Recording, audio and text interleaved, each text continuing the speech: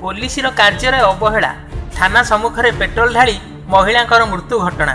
महांगा थाना आगे शव रखी पुलिस विरुद्ध में दृढ़ कार्यानुष्ठान सह परिवार को क्षतिपूरण दाबी में मृत महिला परिवार और ग्रामवासी प्रतिवाद।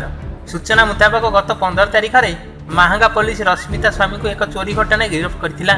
मोर स्वामी निर्दोष कही कौन पाई मोर स्वामी को गिरफ्त करछे बोली पुलिस को पचारिबारु पुलिस दुर्व्यवहार में अतिष्ठ होई गत 16 तारिख दिन थाना आगे पेट्रोल ढाली आत्माहुति देइथिले महांगा थाना खड़तांक गाँव रश्मिता दास। गतकाली एसीबी चिकित्साधीन अवस्था मृत्यु घटीला। मृतदेह को थाना आगे रखी परिवार लोक और ग्रामवासी दीर्घ समय धरी प्रतिवाद होता। थाना परिसर में व्यापक पुलिस फोर्स मुतयन होते। अतिरिक्त एसपी के उत्यक्त लोकों को दीर्घ समय धरी बुझासुझा करने पर 24 घंटा मोहलत मागिला प्रशासन। 24 घंटा मध्य रश्मिता आत्माहुति घटना न्याय पाई महांगा तहसीलदार रश्मिता परिवार और वरिष्ठ पुलिस अधिकारी सहित निष्पत्ति हेब। प्रतिश्रुति पाइबा पर शव संस्कार पाई परिवार लोके रश्मिता शव को घर को नहीं। संतोषजनक निष्पत्ति नहेले परिवार लोके पुनर्बार थाना घेराव करिए बोली चेतावनी देइछन्ति।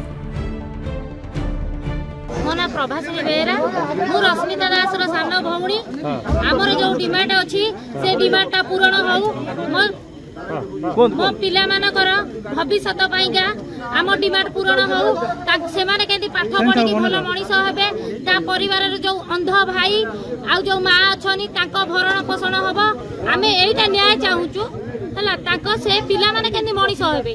आज निजे कलेक्टर एमएलए एसपी मैडम एवं सब कलेक्टर तहसीलदार मु समस्ते डिस्कसन करी काली बसिया पे विचार करागला। जो 3टा डिमांड अच्छी रिहेबिलिटेशन एक्शन अगेंस्ट आईआईसी आउटे रोची रिगार्डिंग केस रो डेवलपमेंट तेणु काली सीटा 4टा बेले सालेपुर रे जिला स्तरीय अफिसर सामना रे एवं ताकर प्रतिनिधि और अन्य माने आसवे काली निष्कर्ष यार बाहर जेते शीघ्र जना पड़ी काली संध्या सुधा एटा फाइनल।